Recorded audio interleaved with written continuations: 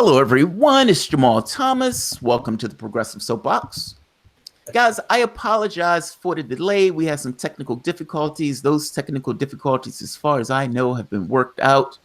Jimmy Dore. My volume. That's why I always check my volume before you start. I have Jimmy Dore here with me today. Jimmy fucking Dore, the man himself. Jimmy, please tell the audience hello. Hello, everybody. Great to be with you again. Yeah, you're right. There was once at the People's Summit, I think. I was able to ask you a few questions before your person spirited you away. Yes. That person was Steph. Steph. Yeah. Oh, that was Steph? That wasn't Steph, was it? Yeah, she was holding the camera for you. Oh, I didn't know at the time. Okay, I know who she is now. I didn't know she was, okay, I didn't know who she was back then. Yeah, that's okay. That's all right. And, we had that was quite a conference for us. Like everywhere we went, we'd bump into someone who knew us and wanted to talk to us. And so just for me to get to the bathroom, I had to plan it out. I had to figure it out how to get around. And it was funny after your interview, she goes, he was a nice fellow and everything, but I can't be tech people for people anymore. I said, I get it. I don't blame her. Because I can't be anyone's camera guy anymore. I got it. So you got to take it bad. I took it as you're trying to get from point A to point B. I took it as you're busy.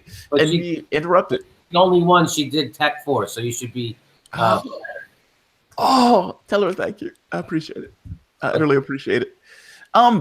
So here's a question. What makes Jimmy Dore? Like, how did Jimmy Dore become Jimmy Dore? How did James Dore become Dore? And let me explain what I mean. I tend to think, I don't think people are robots. I think people have a kernel of them that's them, meaning this kind of little bit of energy or organization of energy that's them. And that bit of energy or that bit of them, that bit of code interacts with the world itself. And there are things that it rejects, there are things that it accepts. But for the most part, fundamentally, it all has something to do with the environment that the person is in. Either saying, I accept this from my society or I reject this from the society. And that inevitably becomes that person, those experiences. What are the experiences? What are the things that turn James Dore into a Jimmy Dore? There's a couple things. Growing up Catholic and, being gaslit your whole childhood about an invisible man in the sky. And so one of the biggest moments in my life was when I was being confirmed. Mm-hmm. And so the bishop comes to your church for that, and then that's like the Catholic's bar mitzvah or whatever. So you're already baptized. You're baptized as a baby, but then you reconfirm that. It's called confirmation, and that happens when you're like 12 or 13. Mm-hmm. And it's a big deal. And so the bishop comes. So my dad was one of these guys. He reads at the mass, right, for the Catholics. So the Catholics have a priest, and they have like a lay person who also reads from the Bible. So my dad would do that. And to me, my dad was this huge guy. He was a cop, right, which is probably why I have a problem with cops. And so he was the reader. They called him the lector for that. So he takes me backstage, right, which is what I call it, because it's a show. The mass is a show. Yeah. And some guys are better at it than others. And so he takes me backstage, and I'm waiting. I'm going to meet the bishop. And I was super excited because I had seen the bishop on TV all the time. It was Cardinal Cody. I remember as a kid, I'm going to meet the cardinal, the bishop, Cardinal Cody. Well, what happened was the door opens and in walks this guy who's not Cardinal Cody. In fact, he was a black guy. And I was like, what the F? And my dad immediately kneels down in front of him. Kneels down. And the guy puts out his hand like this, and my dad kissed his hand, and I was just like, wow, are you serious? Wow. This is fucked up. And it made me feel, I didn't know it at the time, but it made me lose a little bit of respect for my dad for doing that. And I asked him afterwards about why he did that. And I said, why would you kneel down in front of a guy? And he said, well, he's the bishop and that. I go, he's not the bishop. I go, Cardinal Cody's the bishop. He says, well, he's working as the bishop because there's two. And I was like, what the? And then I said, why'd you kiss his hand? And he said, I didn't kiss his hand. I said, I saw you. He said, I kissed his ring. And I'm like, that's even just as bad. What are you talking? He said, no, it's a sacred jewel that I kissed. I wasn't kissing his ring. And as a kid, I just was like, this is bullshit. And this is exactly what they teach us not to do. Like, we were always taught about the Pharisees and how the Pharisees were unfair to Jesus, right? And how they were all about earthly power and not really. They pretended to be about God, but they weren't. And when God was presented to them in the form of Jesus Christ, they were corrupt. But they sat there with their big hats and their staffs and everything. That's how they were always presented to me in Catholic school. And here comes this guy who looks like a Pharisee, who I don't know from Adam. And there's my dad kneeling down, kissing his ring, doing all this shit that I was told you're not supposed to do. You're not supposed to worship humans. You're not supposed to do that stuff. And then my dad's, didn't have a reason that fit, that was worthy, right? Yep. And so that changed me right then. And I have an allergic reaction to power and people's subservience to it. And that's why I think that's part of why I'm so adamant. And I have this kind of allergic reaction to establishment and power. And that's where it started. I went on to go to Catholic high school. I was the only one of my brothers who went to Catholic high school because it was about me going, I was supposed to go to college, which I did. Mm-hmm. But I was never, that good of a student. I was not that interested because anyway, so that's a longer story. But I think a part of me not being a good student was I was told over and over I couldn't be a good student in Catholic school because I had 11 siblings that had gone through the school before me. So when I showed up, all these teachers had a chip on their shoulder against me. And so first day of school was like, oh, another Dore. I was like, what the fuck? I didn't do it. I was a kid. And so when I went to Catholic high school, I didn't have any of that. Nobody knew me. And it was amazing to see people in power attracted to me. Like the dean of discipline at St. Lawrence High School was a guy named Brother Dunn. And this guy was a badass who never smiled, former Golden Glove boxer. And he would beat the shit out of people, right? And he didn't even need to beat the shit out of them. He was so intimidating. And they did. They hit us all the time, right? Catholic school, yeah. Yeah, Catholic school. And he was my freshman algebra teacher, and he took a liking to me. Wow. I had no idea. And I probably failed that class, and he let me pass because he liked me. Really? Yes. I was no good at algebra. I could not, I'm not good at math, to say the least. I'm not a math surgeon. And and then there was another principal. His name was Brother Eustace, who was the principal of our school, who was a nice guy. And he didn't seem like a religious person. He just seemed like a regular person to me. And he liked me. And I ran for student council and I won. And those people liked me. And it was such an eye-opening thing to me that, like, if people don't know who you are or where I come from, they're going to give me the benefit of the doubt. They don't have a preconception.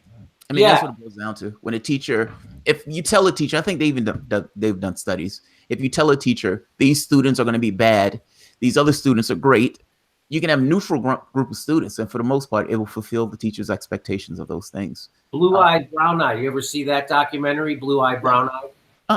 So it was this woman in the, 60s or 70s, and she divided up her class between blue-eyed and brown-eyed kids. And she would treat the blue eyes one way and the brown eyes another. And within, a day, they started to fulfill their roles that she had assigned them. And, the blue-eyed, I think she did the thing like, the blue-eyed kids aren't as smart and the brown-eyed kids are smarter. And so they all just started to fall into their roles. Yeah. And the point of that was, this is how it works in the larger society. So whatever you tell people, they're likely to become that. And other people will see that. It is an amazing documentary. I saw it. That also changed me when I saw it. Says something similar. Yeah. Prodigy Woodson, he said if you show a person to the back door, at some point they start not just accepting it, but looking for that particular back door as a way of going about their affairs. So that I also realized that I wasn't a good student because I was told constantly I wasn't. Yeah. And so that's why it's a surprise to me when people tell me that they would come up and say, "Oh, your comedy's so smart." And I was like, "What?"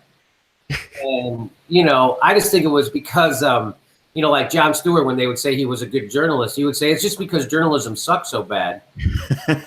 Yeah, that's hilarious. Because Jon Stewart was amazing at it. And yeah, good point. My comedy's smart because all the other comedy sucks so hard. And so same thing with me doing my show. People say I do a great journalism show. I'm like, I have done journalism, but I don't call myself a journalist. I call myself a nightclub jagoff comedian who tells the truth about war, know. And that's really my friends in comedy, because we all do comedy, and your whole goal is that you want to sell tickets. So you're not beholden to anyone. You don't need to beg or ask someone for a venue to perform in. You can just be your own man, and people show up. And that's the ultimate as a stand-up comic. So I did comedy for 20 years. I had a couple of Comedy Central specials and stuff. I had a special on Hulu. I wrote a book. It got published. I had a radio show on New York. And I sold handfuls of tickets, right? And my Comedy Central special actually got chosen Best of the Year by iTunes. And still nothing. I couldn't break through, right? And then when I started doing this YouTube show, and it was it was because of Bernie Sanders kind of and all that stuff. And I got through the media that now I'm selling, now we do shows in theaters and people come out and my friends are like, "What did you do? What are you doing?" And I was like, "I don't know." I go, "All I did was tell the truth about the war. And it also automatically makes me the best journalist in the country." But it's beyond that. I mean, two things. I had a similar experience to you with religion. I wasn't Catholic. We were raised up as Baptists. And when you're not part of it, it seems insane. Like you walk into a room and you see people like screaming. You're like, "Oh my God, these people are screaming." Or somebody else like running down the aisles and you're like, "What's wrong with that woman?" I went to a service. My mom was doing some kind of presentation or something. And usually I try to stay away from churches, but it's your mom. You want to go to support. And this woman starts yelling in a corner. And I'm like, "Is that woman okay?" What the hell is going on here? It seems insane when you're not a part of it and you're just outside looking in like, "Oh my God." I can't imagine seeing your dad kneeling and kissing that ring. That had to be a mind-blowing experience. This giant of a man who's out there as a cop beating up people, and he comes in and just kneels in front of this guy and kisses the ring. That's an amazing, Jesus Christ, that's amazing. Yeah, it was really stunning, especially since it wasn't the real cardinal. It was just some guy. It wasn't the real bishop. It was just some guy, like a helper. He's not the bishop. He's just a guy. It was really mind-blowing. Yeah. By the way, there was one more point I wanted to make. You're more... I don't consider you a journalist. What I consider you is to be a comedian that has extremely awesome sense of timing, with a certain amount of edge, with political humor. And like you said, that political humor is stinging because it's telling the truth.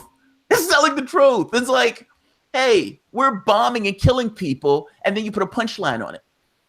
Well, it stings more because there's a certain truth within the punchline, if that makes sense. I get like The Onion. The Onion did this piece where it was a baby in a baby carriage, and it was an Israeli with a gun marching on it, and it was like this brave Israeli soldier is going after this baby, something like that. And you're like, "Holy shit, The Onion." But it's true. You know what I mean? I think it's the edge on it. I think the edge that we consider to be the edge, this kind of esoteric edge, is that there's a certain amount of truth in the humor that stings, if that makes sense. Yeah, I remember when Al Jazeera started broadcasting in the United States. And I had the joke I would do at the time, which I think I might bring back, is that the difference between Al Jazeera and CNN shows you when the bombs take off. Al Jazeera shows you when they land. Yeah. And that's the kind of truth. And, people be like, "Ha ha, oh, that is true." Ooh, yeah, that is true. It hurts. I like those kind of jokes, you know, like, oh, ooh, you know, I like that. I saw, here's another thing that made me who I am. When I started comedy in Chicago in the early 90s, I had been doing comedy for a few years, and I wasn't yet a headliner, but I was pretty cocky, and I was pretty sure I knew what was up. Yeah. I couldn't wait to get on stage, like wait till they get a load of me, right? Mm-hmm. And then I heard about this guy, Bill Hicks, and he came to Chicago and played this club called the Funny Firm, which I was a regular at. So I had my special seat, and I couldn't wait to see him. And he opened up, and I don't know if you've ever seen Bill Hicks, but after about 5 minutes in, I started drinking shots. And after about 10 minutes in, I was sure I was going to quit comedy. Jesus Christ. It was that bad. It was that good. He was that good where you were like, oh God, I can't do this. You know, when I would watch George Carlin or Lenny Bruce or Jerry Seinfeld, I would be like, if I do everything right, I could do that. If I work hard and I'm diligent and I put my nose to the grindstone and I go out every night and I get on stage and I push myself and I don't rely on easy material, and I could maybe do that. I could maybe do an hour like that, maybe. But when I saw Bill Hicks, I knew that for the rest of my life, I was going to be fighting for second place. Wow. And it just crushed me. I really didn't know what to do. I went out, I got drunk, and I remember my friend Steve Seagren trying to console me, going, no, he does what he does. You have to find out what you do. Right there. And I was like, you were coming to your distinguishing mark between who you were versus who they, like you have singers who try to be Stevie Wonder. Right. And at some point those singers are like, I'll never be Stevie Wonder, but you don't have to be Stevie Wonder. It's, you know, you do your thing. So luckily Bill Hicks died a few years later. And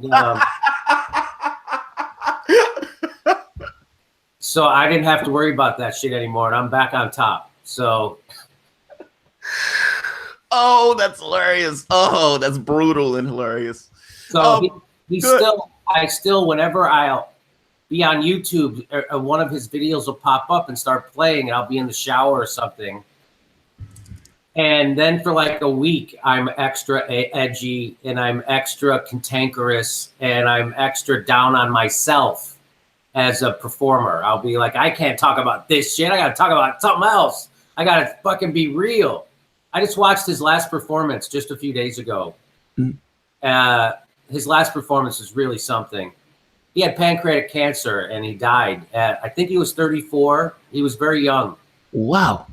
He was already the best comedian in the history of the world. And he was talking about our elections back then. And he said, and he goes, because your elections are a fraud. They're all a big scam. They're already been decided for you. And I was just like, shit, that was before the internet. He said that. That was before the biggest election fraud in the history of our country, the Democratic primary in 2016. That was before Ralph Nader. That was before a lot of stuff. Yeah. Bill was woke. He was already on it. Well, that brings me to my other question. When did you wake up? I mean, I try to think of the moment that I kind of was like, holy shit, there's a problem here. And I think it was, part of it was the TPP, part of it was Sanders. It was kind of an amalgam of things. It wasn't just one very specific thing. It was a few things. Like I voted for Nader, even though I wasn't necessarily politically awake. What was the moment or series of moments where you were like, all right, I'm done. There's something wrong here. Well, the first one was the moment with the fake bishop.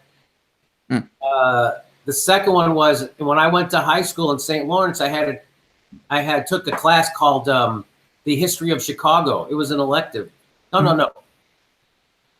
What was it called? Current Events. I think it was an elective. And it was taught by a guy named Mr. Andrela. And he didn't have a textbook. What he did was he had us read Time magazine every week. Yeah.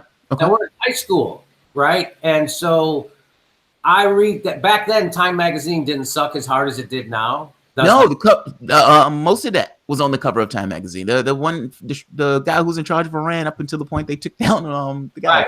Right. So what I realized, because that was the era of Reagan, so we would have to read the Time magazine and then come to class and talk about it. And I was like, you know what they said on what Tom Brokaw said about this is totally bullshit, because I just read this, and you would never know this by watching the TV news. So just by reading Time magazine, I was able to sniff out that Ronald Reagan was a con man, bullshitter, and a race baiter of the highest order, and he was no friend of the working man. So that was a big moment, like, oh, the media doesn't tell you the truth about stuff, right? Even though I was getting this from Time magazine, which was a mainstream, publication, but I'm talking about even back then, before the media consolidation that Bill Clinton ushered in with the 1996 Telecommunication Act. Back then, we had 50 media companies. Back then, even then, I saw how the TV was lying to you. Well, that was after and then broadcast news, right? You see that movie, Broadcast News. Mm-hmm. So then the next thing was that made me wake up was seeing Bill Hicks. And then the next thing was Bill Clinton and the repeal of Glass-Steagall and all the stuff he did. And I slowly started to realize that he was no friend to the working man. Mm-hmm. And then, of course, Barack Obama was the biggest con man. Yes, ever. In fact, I have a videotape of him admitting that his policies are moderate Republican policies. He literally admits it because he's been defending himself against the accusation of being a socialist. And he said, if you looked at my policies, they're all moderate Republican policies. And I'm like, and then you wonder why people vote for Trump? You wonder why people are still desperate? You wonder why people think liberalism doesn't work because or progressive policies don't work? It's because you never tried them and people think you did. They go, well, we had the progressive guy for 8 years and my life got worse, but he was doing Republican policies all along. So you never know what a progressive policy is really like. It's like, what do we got to do to get a fucking progressive? We voted for a black guy with a Muslim name and we still got neoliberalism. We got Ronald Reagan. Yeah, they hang that stuff as if those things were lefties' policies. Yes. Go ahead. No. I'm just saying. I'm agreeing with you. They have this tendency of hanging those things on the left, like 95% of the wealth going to the top 1%, and they say Obama was a socialist. Like, he gave 95% to the top 1%. How on earth is the man a socialist? Yeah, I agree with you. They and the same thing. They've always done that. Where Obama comes in, he has this image of hope, change. But you would notice by the second election, though, it wasn't hope and change anymore. Oh, hope and change went away. Barack Obama had all those online followers. I forget, they had a name for them, I think. But he had all these, like millions of them, and he disbanded them because. And the reason I found this out, so the last thing that woke me up was reading "Listen Liberal" by Thomas Frank. That was good. That was really good. Frank is awesome. So I don't know how anybody could read that book and then vote for Hillary Clinton. I don't know how anybody could read that book. But the strange thing is, the guy who wrote that book voted for Hillary Clinton. Yeah, Thomas Frank did. I mean, but you have a lot of people who are on the left. So fear is a powerful thing, and that's all it is fear. And that's all they have to offer now. And as soon as you stop being afraid of them, they start being afraid of you. And that's what Chris Hedges says. And I subscribe to that. And the idea that, right now it's a very weird time because Bernie Sanders woke a lot of people up and he has integrity. And we all believe in his platform and his vision, and he has raised everyone's consciousness around things like free college and Medicare for all. Agreed. Like nobody else has in the history of our country since FDR, I think. So he's, mad props to him. Where I disagree with him or I have questions, I just have questions for him I'd like him to answer, is on strategy. And, we need a progressive movement outside the Democratic Party in a big way. Oh, I agree. I fully agree. Right. And so I don't understand what's going to be different this time than last time, especially since the Unity Commission is just bullshit. Yeah. And they're not getting rid of super delegates. You shouldn't have what you call a super delegate? Cheating. That's what it's like they rig it 40% less. Even if they go with their plan, it says, look, we'll rig this 60% less. Aren't you happy that we're rigging the 60% less? It's like, but you're still fucking rigging the election system. It's like, come on, it's insane. 40%, 60% rigged for her pleasure. So this is what, right? You know, he still runs as an independent for Senate. My whole thing is, if the best way, and Nick Brana makes these great points, that all the great ideas have come from third parties, and then either the major party absorbs those ideas, or that party gets wiped out, like when the Republicans got rid of the Whigs, and so third parties play a big. So right now, if everybody would have voted their conscience in 2016, who believed in a Green New Deal, if everybody who believed in that would have voted for it, they would have got 10, 15, 20. It would have been all the Bernie voters plus a lot more people. They would have got 10, 15, 20, 25% of the vote. Who knows how much? That's when you have power. So now that what happened after Bernie Sanders dropped out of the primary, Hillary Clinton didn't come and give an olive branch to progressives. She went to the right. She picked Tim Kaine, who's to the right of her, and totally stuck her thumb. And so she, not only does the Democratic Party not represent progressives, they actively work against them.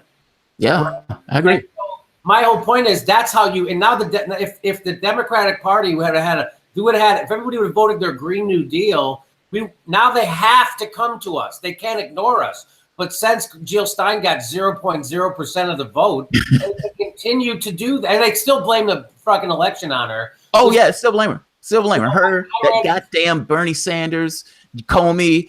It was cold that day. Somebody slipped on a rock so they didn't get to vote for it. Like all these weird things that they kind of bring in that says anything other than that woman just lost. And Michelle Obama just did it too. I'm going to drop a video later today. She blamed women. Jesus Christ. Blaming women. She's like, what's wrong with us? I'm like, so now you're gaslighting women to think there's something wrong with women because Hillary Clinton couldn't beat a political novice game show host. I want to bring that back to something.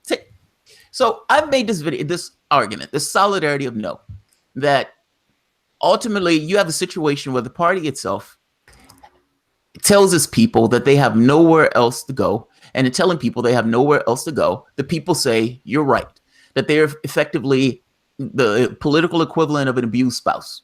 Beat you, slap you, hit you, crack addicted, alcoholic, and yet progressives still within the Democratic Party, still making ham sandwiches to the person who does it. They don't go anywhere. And if you're in this fundamental situation where it's always you have nowhere else to go, you still allow the party to effectively do whatever they want to do because they still come back to, we can do this, and you're still going to be here in the morning. So you can have a Bill Clinton, you can have an Obama. And I make this argument, what happens if Hillary Clinton gets elected in 2020, she passes some bill that privatizes Social Security, what Bill Clinton wanted to do. She passes a Trans-Pacific Partnership, says she's not going to do it, but she changes the period and they say, see, I changed it. The world is great. Trans-Pacific Partnership. Yes, Hillary Clinton. And she invades, she put a missile defense shield in Syria. She's running against Ted Cruz in 2020. What happens? I can literally guarantee you that all of those people who've been out there saying, well, you have to vote for her this time because, Donald Trump would be saying the same thing about Ted Cruz. And you can replicate that to 2024, 2020. Listen, I want to show one minute. Let me make this point. Listen to this for the moment, because I think this is everything that's wrong with the party. I'm going to share this to everybody. Here we go. Here we go. Listen to his argument here. Would you still vote for Obama if he promises to build fewer concentration camps than Romney? The answer is an unequivocal, absolute yes. Do you hear what he said? He literally said he would vote for Obama if Obama was building concentration camps. Now, the point that I get here is, say for the moment, follow that logic out. Obama says, I will build one concentration camp less than Romney in 2000, let's say 2008. Let's say McCain. One concentration camp less. Obama decides to build 8. McCain decides to build 10. Obama decides, I'll build a few less in 2016. So let's say he builds 10 in 2016, and let's say Romney builds 12. you've expanded the number of concentration camps that the people have been building because you've consistently voted for the lesser evil, making this argument as if just because this other party is full of maniacs, that you can have somebody who's a little bit less of a maniac and have that maniacness essentially get worse and worse and worse, even though you're just making the comparison to the other party that it's a little bit less. That's nonsense. Like, that's utter nonsense. You literally in perpetuity end up with something worse because you've always invested yourself in voting for the lesser evil. This makes no sense. What is wrong with these? Why do some of these people have this point of view, Jimmy? What?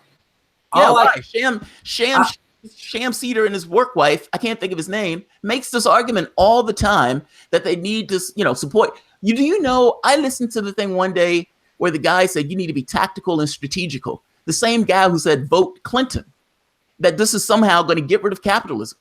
I'll think tell you that it's literally we've been doing this. It's how tactical is doing the same thing we've done for the last 40 years in perpetuity, and promising to do it forever. So that whole thing of I'm going to promise my vote to Hillary and then fight her on day one. Well, she already has your vote. So she has your vote. She's in office. The only leverage. Just one more point. And then the very 4 years, they're going to do the same thing again of voting for the woman again, regardless of what she does in the office, because they've already promised her vote in perpetuity. I'm sorry. I get annoyed by that clip because it's one concentration camp less Sam Seder, and it's like, what? Well, all I can say is that when people continue to vote, that same strategy of lesser of two evil, that's literally the Democrats' plan. Yeah, is that we'll give them where else they got to go. I mean, if you know what the Pied Piper strategy is, the WikiLeaks revealed that they know that they're repulsive and that no one likes them or their policies. So what they have to do is prop up a criminal clown in the other party so they still have someone who's actually more repulsive than them. That's their whole strategy. That's not, we're going to move the ball farther ahead a little bit. That's taking steps backwards every 4 years. You're taking giant leaps backwards. And Barack Obama took us. So we have to figure out a way to oppose neoliberalism that has captured both parties, corporatism that has captured both parties, and continuing to pledge your vote for them isn't an effective strategy to counter that, because you see what's going on up and down the ballot right now. They're cheating progressives every step of the way. Yes, they are. They're the party, and so I think in order to do that, you have to scare the party. I'm sorry. No. I'm sorry. I'm interrupting you, and I don't mean to. There's a slight lag, so there's a gap, and when I hit a gap, I always think you're stopping. I'm sorry. Please finish. So I'm subscribed with Cornel West and Nick Brana and Chris Hedges that we need. If you look, and Shama Sawant, who says if you're a progressive, that the road into the Democratic Party for progressives leads to a graveyard. Yeah. And she said, when I had to fight for $15 minimum wage in Seattle, I had to fight against the Democratic mayor to get that done. So when we want to, so no matter who we voted for last November, we're going to have to fight both parties to get single payer. We're going to have to fight both parties to end fracking. We're going to have to fight both parties to end our runaway Pentagon budget and our war machine. We're going to have to fight both parties. And so, and this whole idea that every other goddamn Western democracy in the world can have multiple parties, 3, 4, 5, 6 parties, but somehow the United States, that's just some kind of fairy dust pipe dream. There's no way we can have that's too hard. It's too hard, Jimmy. It's not hard to get money out of politics. It's not hard to get a progressive as president. Everything's hard. Everything's hard. And not to mention, there's this other point of we have no other movements. Like, it's not like during, the 30s and the 40s where you had like the unionists, you had the socialists, the communists, you had all of these things pushing and tugging on the Democratic Party. You don't have that now. Ultimately, these guys are just terrified of losing. The thing that you have, I always say, if you want to save the Democratic Party, you need to leave the Democratic Party. this thing of the alcoholic, crack addict, drug addict husband that realizes that that person either needs to change or that person dies on the bench.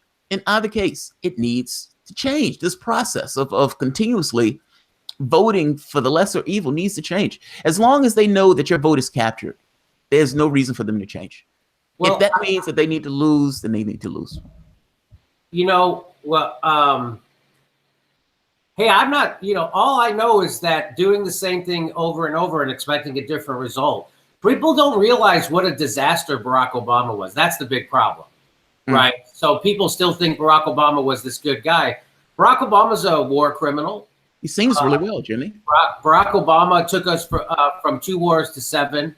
Barack Obama, who do you think dropped more bombs, George Bush or Barack Obama? Barack Obama dropped 100,000 bombs. George Bush dropped 80,000 bombs. Barack Obama was worse than George Bush when it comes to being a military, a tool of the military-industrial complex. Barack Obama didn't prosecute torturers, so now we have a torturer as the head of our intelligence agency. That's a great message to send to the world, right? Barack Obama opened the Arctic to drilling twice, whenever Shell Oil asked them, by the way. Barack Obama, did he not oversee the biggest transfer of wealth? So he kicked 5.1 million families out of their homes. Instead of saving their homes, he kicked them out of their homes at the behest of the banks because they would make more money if they kicked them out. He didn't put on a saw. He let the union get taken away from the teachers in Wisconsin, and then Hillary went on to lose Wisconsin, and then they blamed women and progressives, and they blamed another country. So people and blacks. They said blacks weren't sufficiently loyal to Hillary Clinton, with 90% of them voting for Hillary Clinton. Well, Barack Obama was not the lesser of two evils. He was actually the greater evil because he could make people think he was doing good things while he was implementing a neoliberal agenda that was harming everyone except the 1%. That's why I think my whole idea is let's have Trump put the ugly face on our immigration policy. And what's funny? People are rightfully upset about the 1,500 kids separated that they can't find from their families who are immigrants. But that stuff had been going on all along. And so I don't know if you noticed that people were tweeting out pictures of kids, immigrants in cages.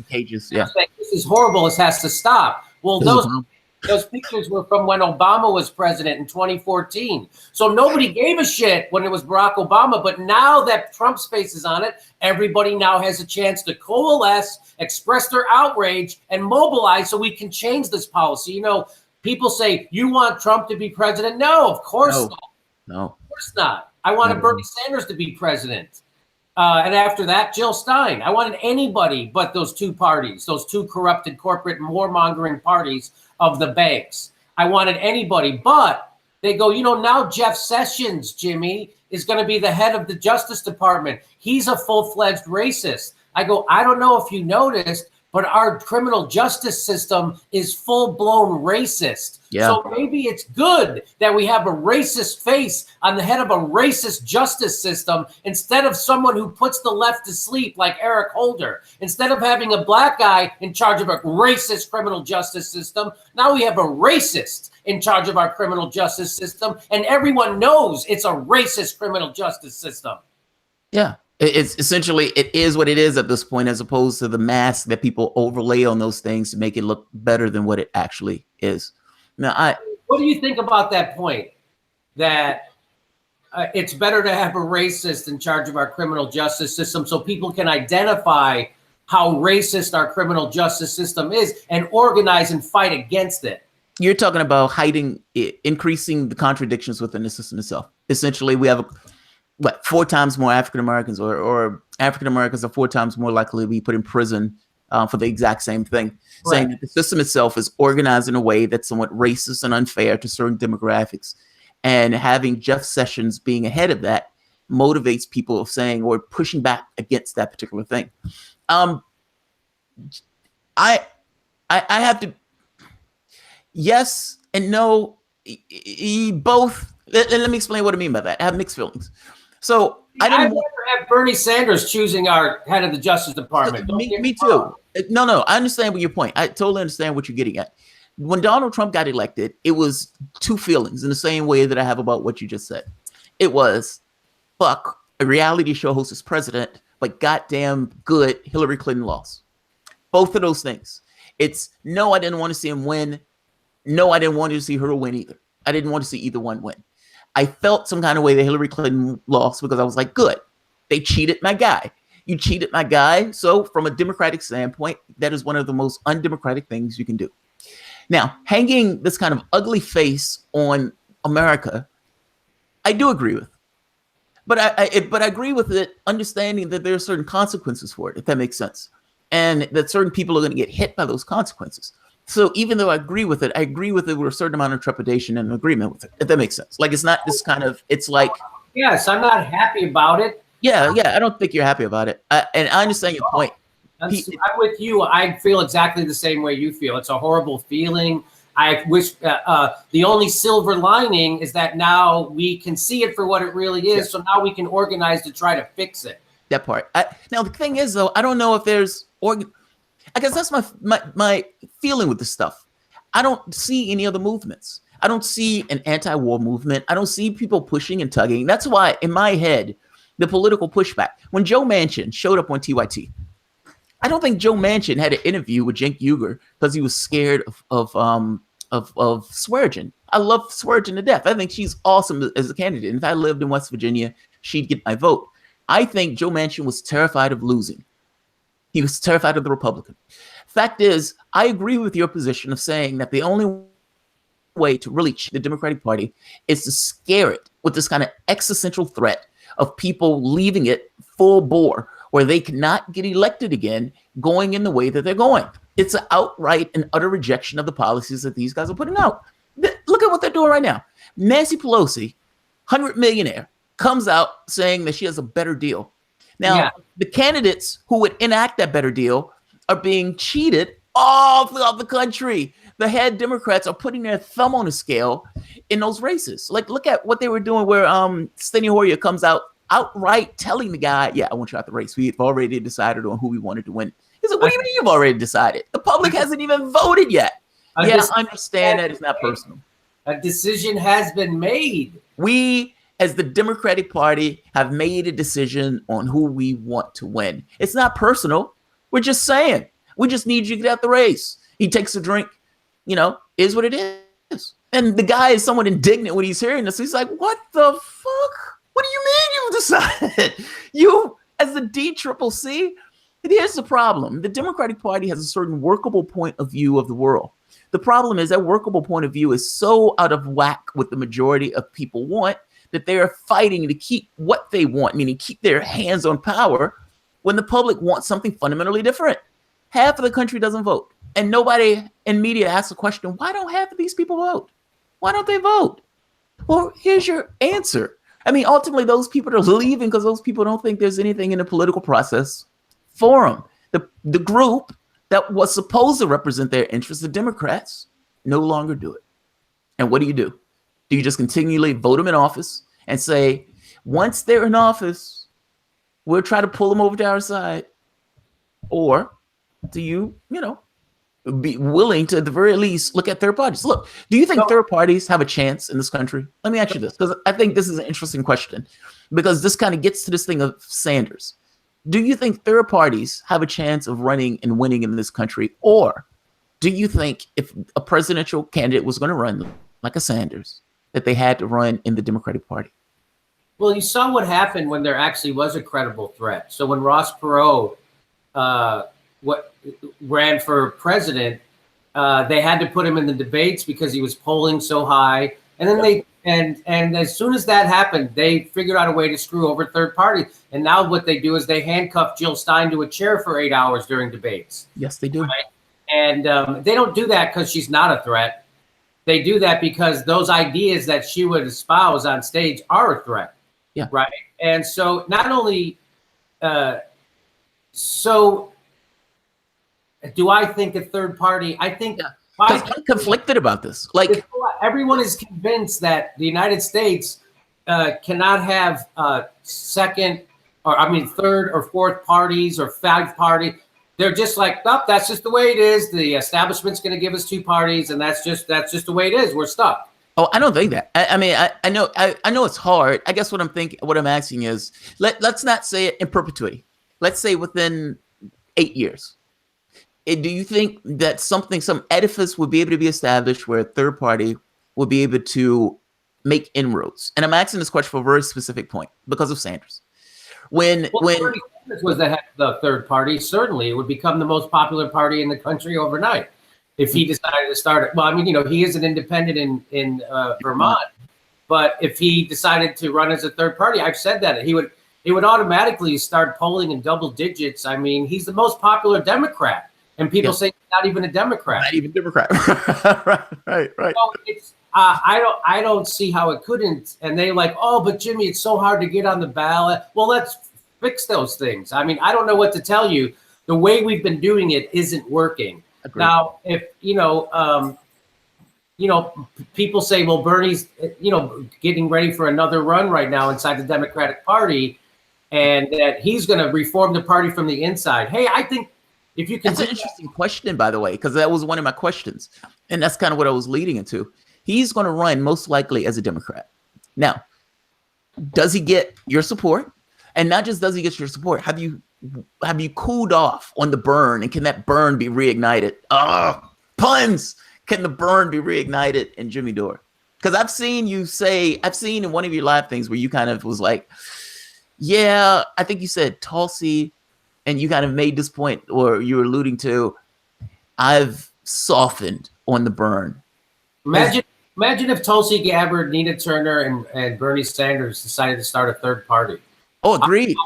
And that would be a real threat to the establishment. And so I'll certainly. I mean, I don't see another candidate better than Bernie Sanders running in 2020. Yeah. So right now, I will be full. I will support him and his. He's got the platform, right? So I'm saying that with trepidation. I can hear it in your voice. There's a certain amount of trepidation in the way that you're. I just think he's missing an opportunity right now. That's all. I just think there's an opportunity being missed right now. And, I'm not saying that his strategy to become president probably might be a better one. Who knows? But I just don't understand why you're not allowed to disagree on strategy. And if you disagree on strategy, somehow now you're a pariah and people aren't allowed to vote. You're not, there's a party called the Peace and Freedom Party in California. I don't know if they're nationwide or not, but I've been to a couple of their meetings. I love these people. They're really lefties and progressives. And I ended up voting for a bunch of them yesterday. Gail McLaughlin, right? And she was actually no, she was a Green, but then she ran as a no preference party, right? Okay. So she was like a no party affiliation. But Peace and Freedom Party. So there's the Peace and Freedom Party. There's the Worker Party. There's the Working Families Party. There's the Greens. There's the Democratic Socialists of America. There's the Socialists of. There's all these different parties. So you're telling me all those people are somehow bad people, and they're somehow less moral than you because they don't participate in the two-party system? That's the whole point of this goddamn country, is that you get to engage in democracy. And instead of people being upset that the two parties are so corrupted that half the country doesn't even bother to vote. That's what we're focused on. Not, hey, what did the Democrats have to do to get those people to come out and vote in Milwaukee and to come out and vote in Detroit? What do they have? No, they go, what's wrong with those people that won't come out to vote? They have it exactly backwards. The whole point of electoral politics is that you have to go out and get people to agree with your ideas and support you. And if people aren't voting for you, that means you have a problem and your message is flawed. It doesn't mean those people are flawed. It's your job to reach those people. It's like saying you're a vacuum salesman and going, nobody's buying my vacuums. What's wrong with these people?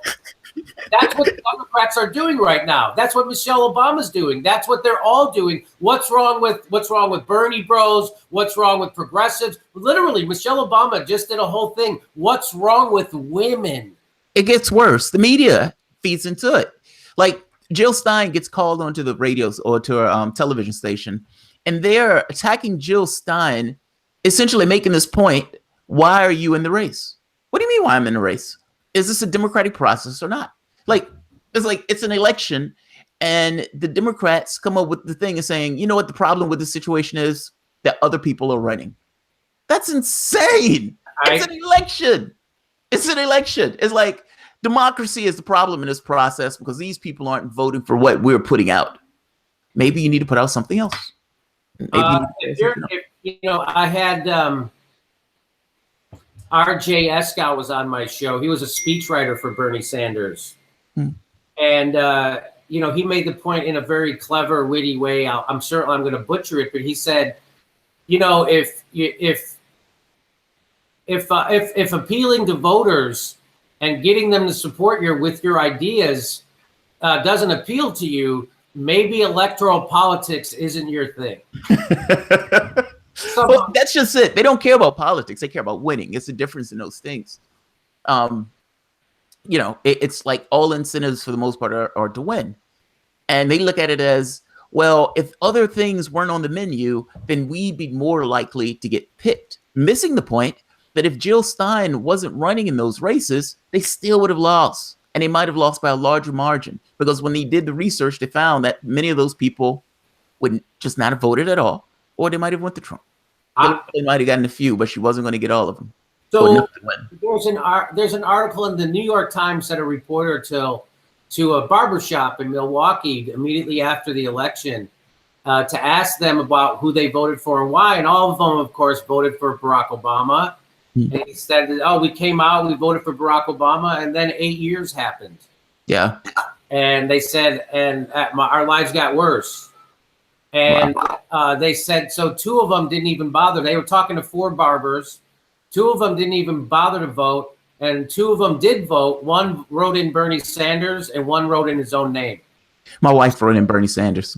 So what the Democratic Party did was they look at those people and go, what's wrong with those people? Instead of what are we doing wrong that doesn't appeal to them? Why isn't our firewall, our core constituents, Black voters, why aren't they motivated to come out and vote for our candidate for president? And how can we fix that? That's not the question they're asking. The question they're asking is, how do we shame those people into showing up to vote? And I don't know if you know, but voter shaming doesn't work. Or con.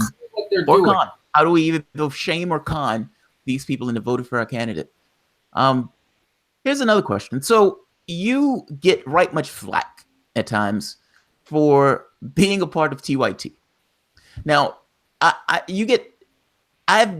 remember talking to flack from a lot of people for a lot of things. For a lot of things. And the reason why I say this is Harry Bassett one time said about this.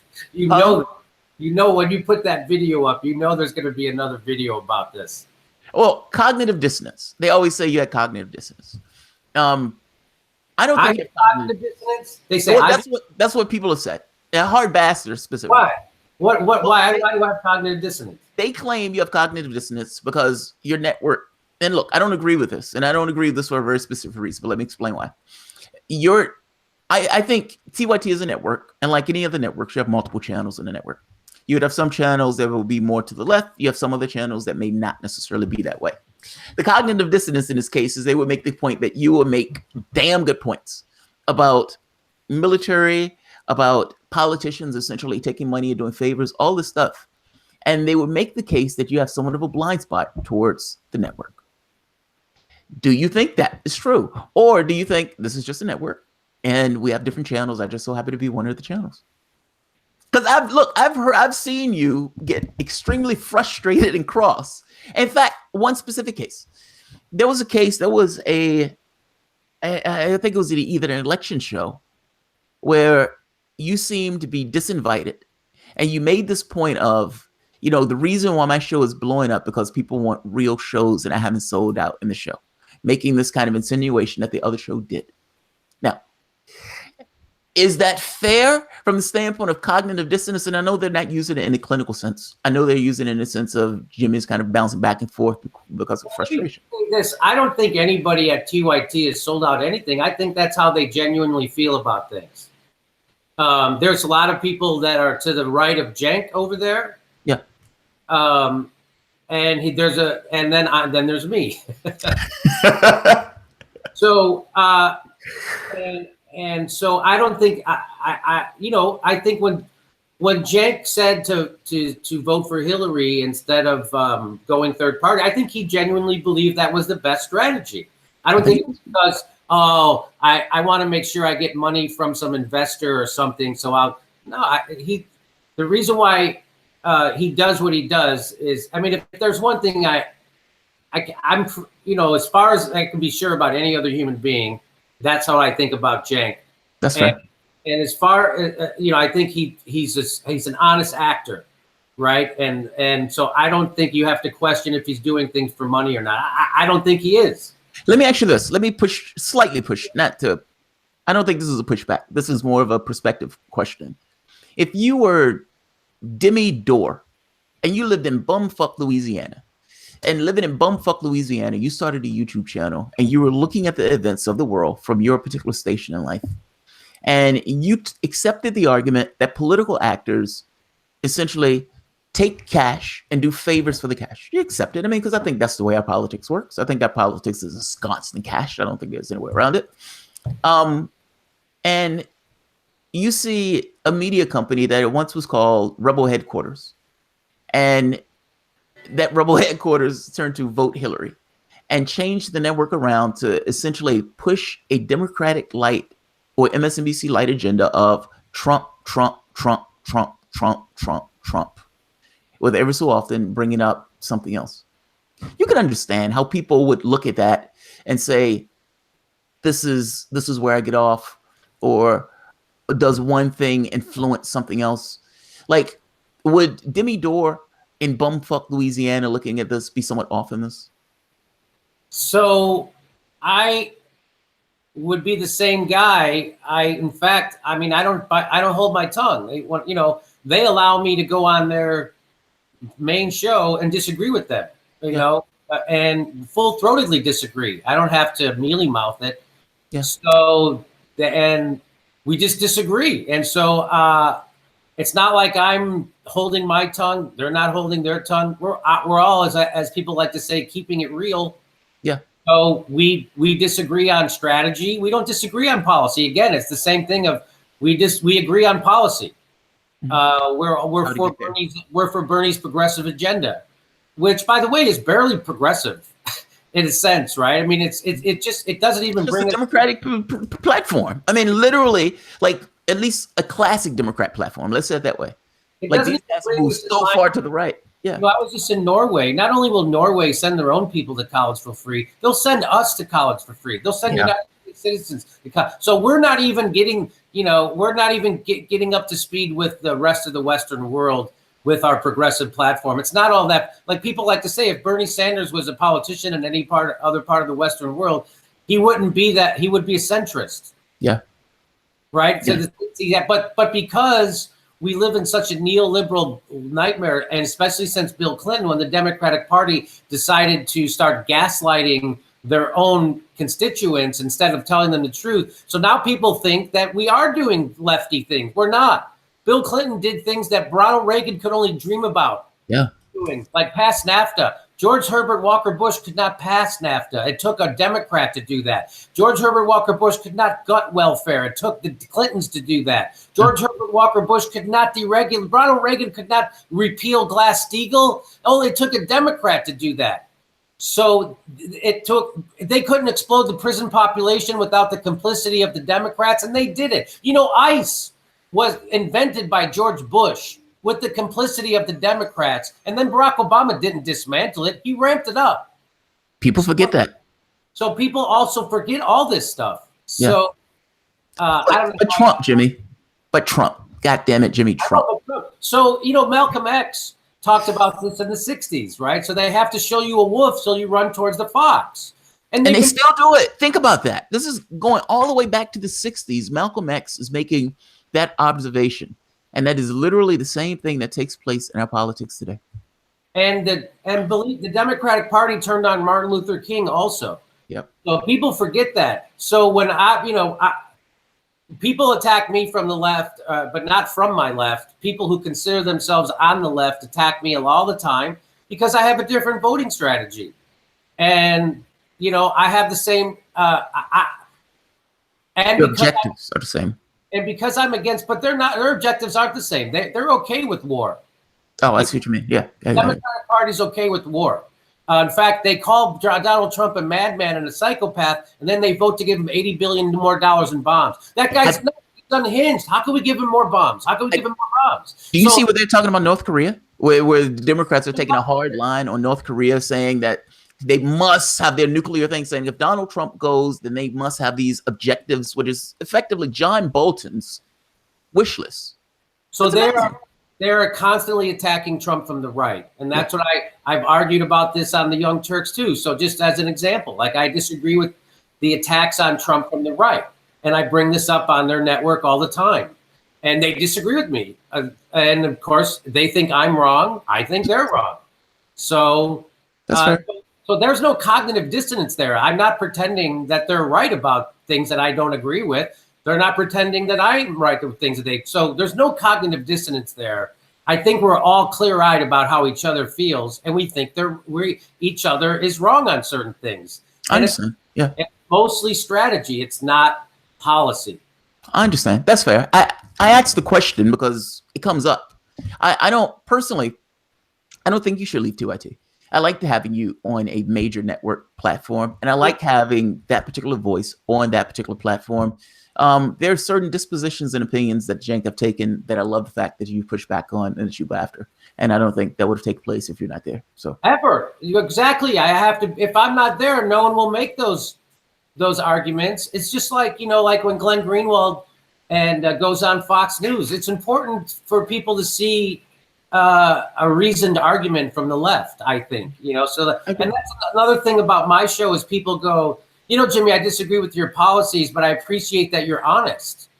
And, I might be a conservative, but I still watch your show to get an honest perspective. Same here. And they disagree with me. So I take that as, I used to be much more derisive of other factions, people who had different opinions than me. I used to be much more derisive of conservatives. I still rip their ideas. But I try not to, the people who I'm hardest on are the wolf in sheep's clothing, the corporate Democrats. And there's an article that Nellie McKay was just on my show. She referenced from the Black Agenda Report? And it's an article, I forget what it was, but it was Barack Obama was not the lesser of two evils. And that article goes on to, argue that, this sheep in wolf's clothing is actually more injurious, which it's true. You see what? So that's what I'm really fighting against. I don't mind somebody who shows up and says what they really believe. Right. Like, hey, I'm against Medicare for all. I'm for lower taxes on rich people. I'm against social programs. And okay, now I can fight you. But when someone shows up and says, I'm for universal health care that only favors corporate, but they don't tell you that only favors corporate, and still leaves 30 million people uninsured and still go fund. So those are the people who to me are liars. Yeah. Right. And, Ted Cruz isn't lying when he says he's not for Medicare for all. He's not for Medicare not for it.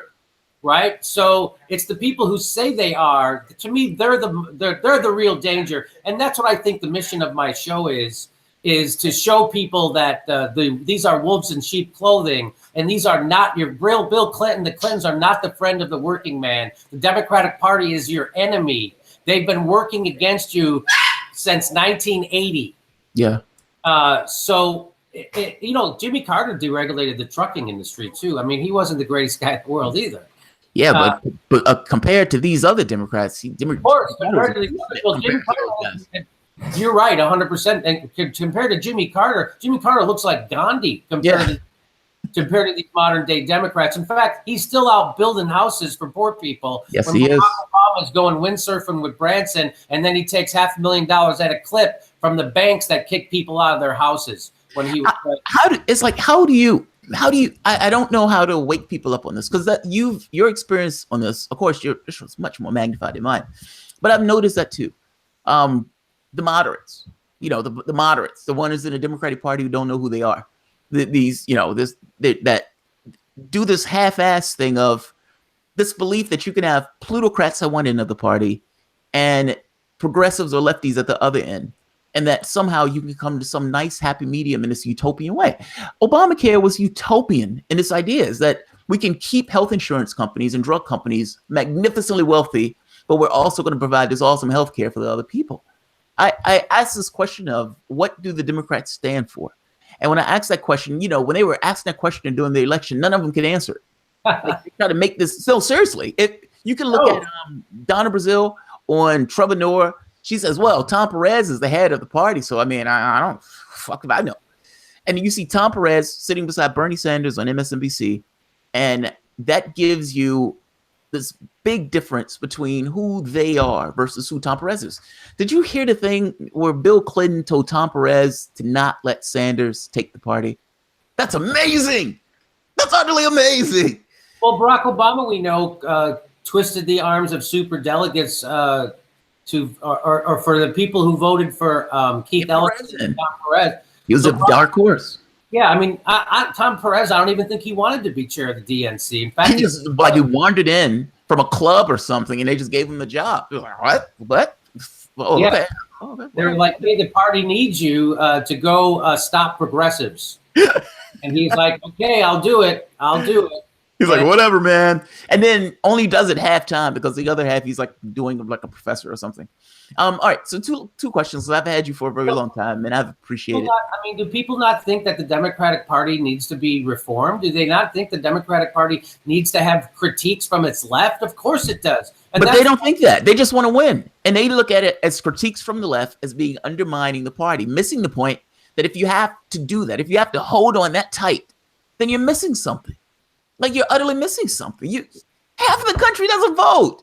Half the country doesn't vote. Yes. I mean, you're maniacs. Like, they lost 1,100 seats to the most rabid group of Republicans. These guys are maniacs. Their knuckles scrape on the ground when they walk, and they couldn't beat those guys. Donald Trump, reality shows. I don't even think Donald Trump wanted to be president. I don't think he did. According to books I've read, he didn't want to be it. He told his wife he wasn't going to be it. And all of a sudden, oh, fuck. God damn it. I'm president. Oh, well. People forget, Jamal. They forget that every time the Democratic Party moves to the right, they force the Republicans to move to the right. They're not going to come to a happy medium. The Republicans are always going to keep a certain political distance between them. That's right.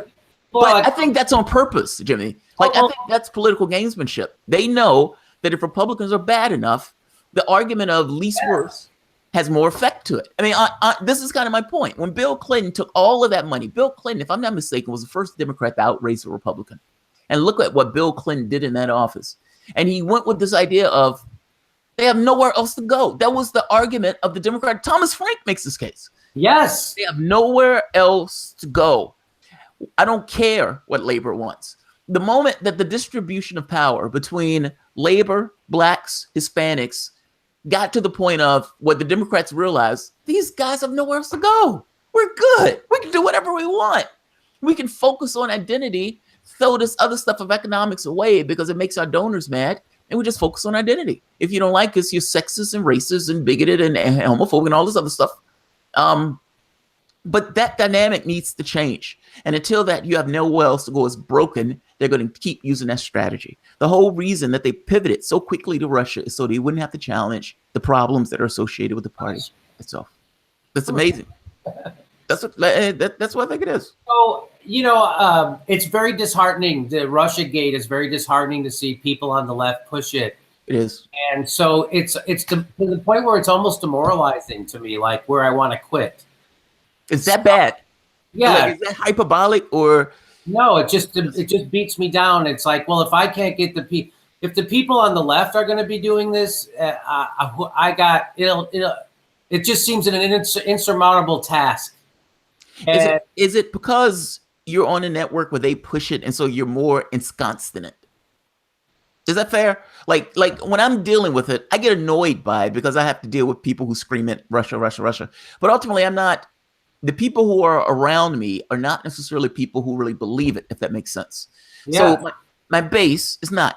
But and this is not a hit on TYT. This is somewhat of just a flat fact thing. They believe it. I've heard Cenk argue it. I've heard, Cal was making really great points to Cenk, and Cenk ignored all of it. He was like Nerf bombs. Cenk made this argument of Nerf bombs. Think about that. Bombs landing somewhere, and he's calling them Nerf bombs.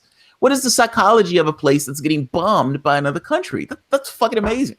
So if you're around and it's constant, is that why? Where it's just overbearing from the place where your support group, as opposed to, just outside of you that's pissing you off? Well, I did, see the interview Kyle did with Cenk, and I found it very frustrating, and I find the whole subject frustrating. I find it, they find me frustrating, right? Same. Same. So this goes back to that thing of, maybe yes, it definitely, it weighed heavily on me, right? So all I can do is keep speaking my truth and try to change their minds. And they speak what they see as their truth, and they try to change my mind. So, yeah, but it's really unsettling to me. It's really, at times it's overwhelming to where I feel like my energy has been depleted, and I don't even want to do a show anymore. I would say not to get to that point, because you have a lot of people out there who love your show. But this is going to kind of lead into this last question. This one of the last two questions left.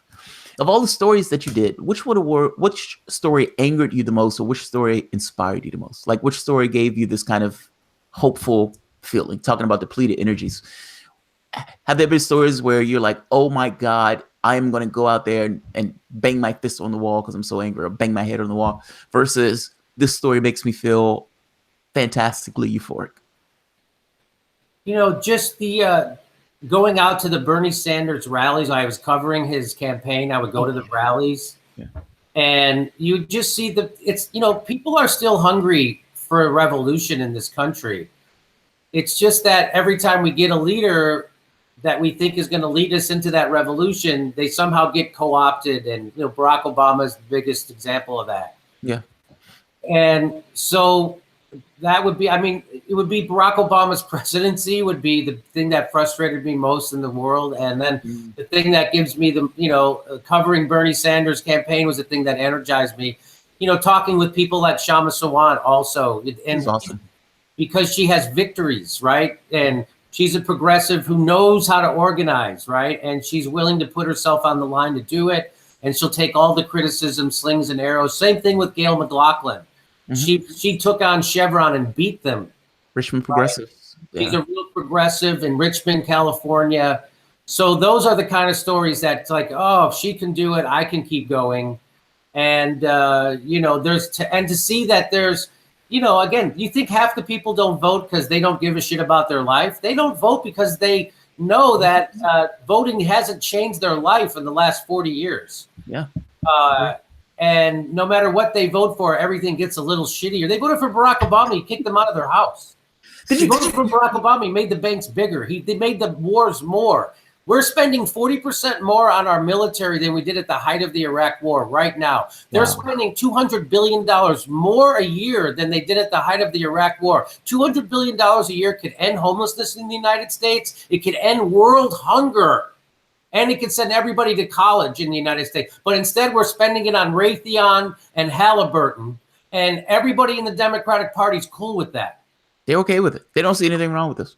And so I'm trying to figure out a way to effectively push back against that. And people want to wag their finger at me and somehow say that I'm some kind of a pariah who shouldn't be allowed in polite conversation anymore, because I'm trying to figure out a way to fight against our military industrial complex and our banking system and our health insurance. That's all I'm trying to do. The Democratic Party is not an effective tool to do that. No, it's not. Not the way it is. No. You know what's wild about that?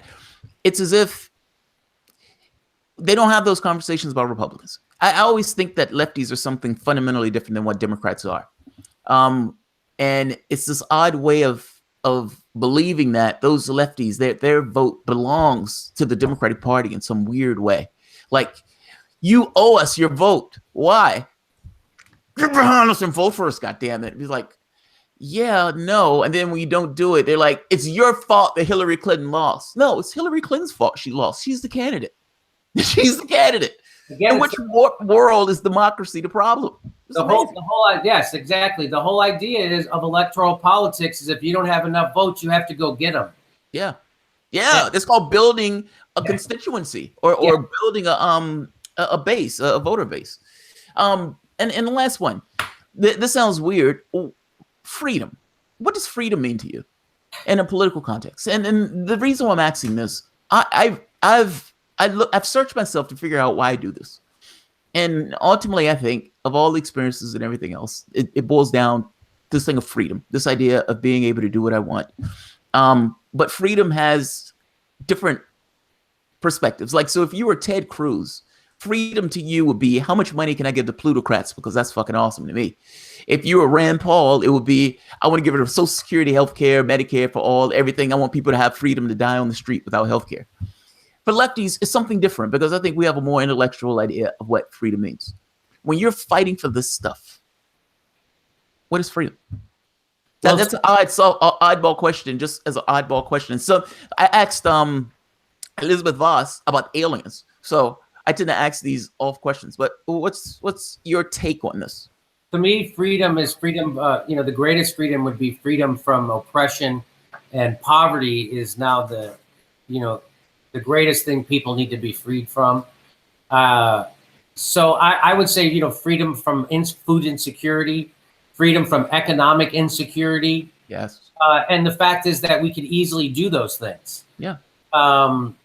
Didn't Gandhi say the greatest violence? Was it Gandhi? Somebody said of course I'm butchering it, but the greatest violence perpetrated on people is poverty.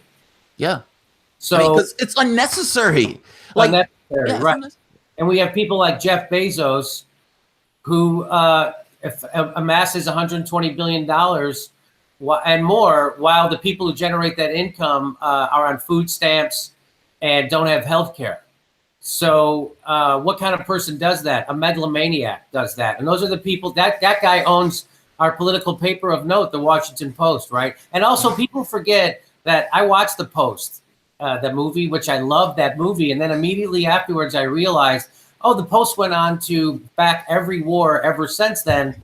And they advocate for jailing people like Edward Snowden. And we went on to now imprison our generation's Daniel Ellsbergs.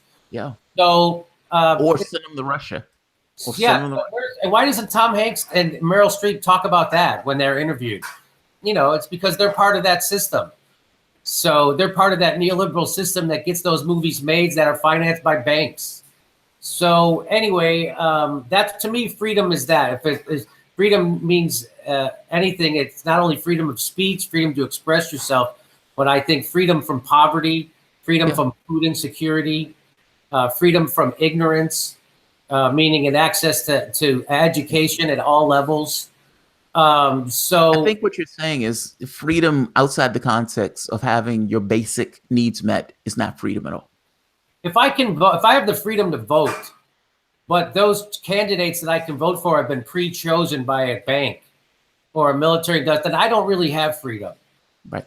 Because that was Gary Kasparov's, that was his argument to me, that in the United States, you get to vote. And if you don't like Trump, you can vote him out. And I said, we already voted him out. 3 million more people voted for his opponent, yet we still got him because we have a corrupt system that was invented by a bunch of syphilitic slave owners. That reminds me, I didn't hear the entire conversation between you and Gary Kasparov. What was the context of that conversation? I didn't hear the beginning of your question. Human Rights Forum, and a woman before me asked the question of the panel, are you going to talk about the human rights abuses in China? And they're like, oh, definitely, we're gonna do that. Don't worry about it. So I was the next question, and my question is, are you going to talk about the human rights abuses of the United States, the world's biggest superpower? And he just called me a Putin puppet. No way. And he started talking about gas attacks in Syria and how I'm a puppet, I'm a useful idiot, and how I'm propping up Assad. And if you don't like something, I said, yeah, but we have 5% of the world's population. We have 25% of the world's incarcerated population. And the police force now shoots minorities on the streets with impunity. It's the new Jim Crow. And he said, how dare you bring up civil rights in the United States because you get to vote. That's And so amazing. apparently, Oh God, I can't believe he said that. So apparently, because we get to vote, and my whole point was, yeah, our elections are a sham in America. And You're of course, they crushing my didn't dreams, hear any Jimmy. of that. And they called me names. They called me a weirdo. They called me a Putin puppet. No way. Useful idiot 4 times. And I was like, wow, this is a human rights Are symposium. you serious? Yes, I'm going to do a video about it and I'll drop it. But that Freedom Forum, that Oslo Freedom Forum, is a scam. It's run by a guy named Thor Halvorsen, whose dad used to work with the CIA. They back the right-wing people in Venezuela, right? So they're against the left-wing governments. And what they do is they use human rights as a shield to push neocon agendas and regime change in countries that they want to do it, right? Yeah. So what was noted when they did their press conference, they didn't talk about the United States, they didn't talk about Gaza, they didn't talk about Libya, and I very quickly realized what they were up to. And those guys are scammers, Thor Halvorsen and Gary Kasparov.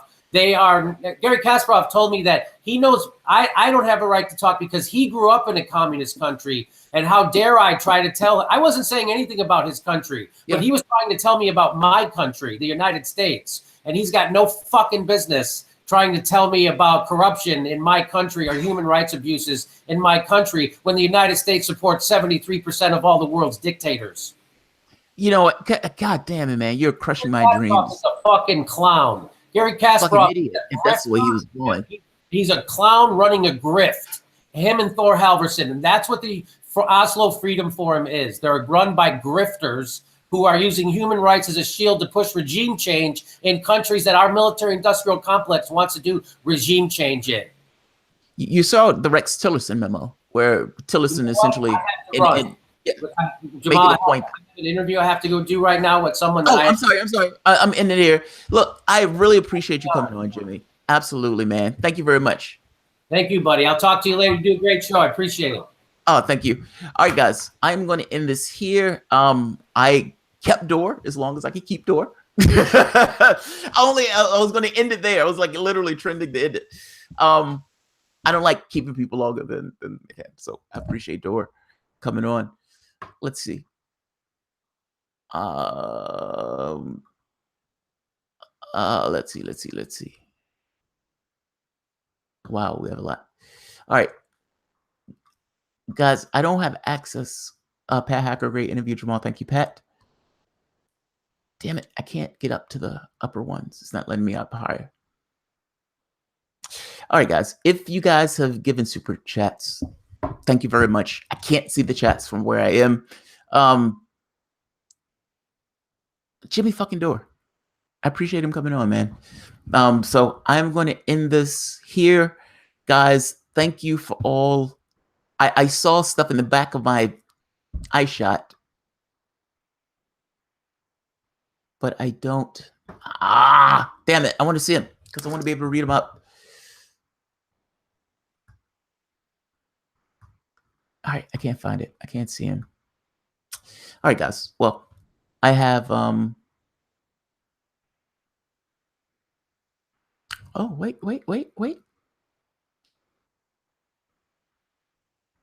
Okay, maybe I don't. All right, guys. All right, so Abby Martin is going to be here tomorrow.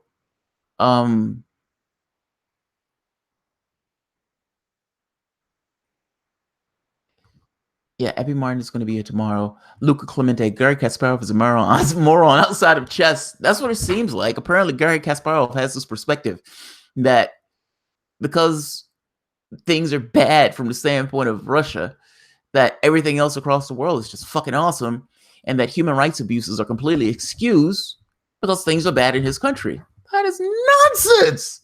This is nonsense. I mean, it's amazing nonsense. USSR wasn't a communist country. Oh, Lenin is solid. Never read Marx. Zito Kuja. I am so not getting into that argument. I think I agree with you. I think it was state socialism that they were a holding pattern for communism. That's what I think. But at no point did workers themselves have means of control. And you had top down from the standpoint of Stalin, who essentially took over the reins of all of that stuff. I agree with him. But I don't want to weed into that fight because there's some people out there who are fucking intense. Some people are intense. 100% correct, Jimmy. Grifters, yeah, Sparrow. It hurts me to my heart, but probably. All right, guys, I am going to end this here. I'm limited in.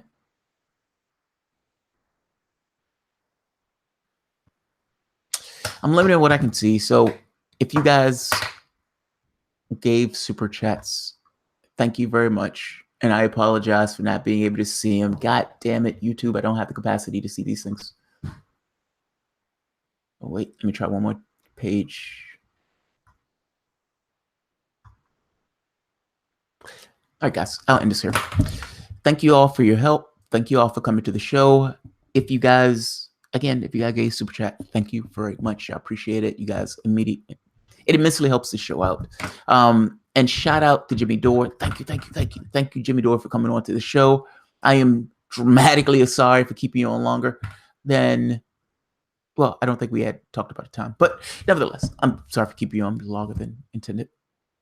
All right, guys, have a good night. Bye-bye.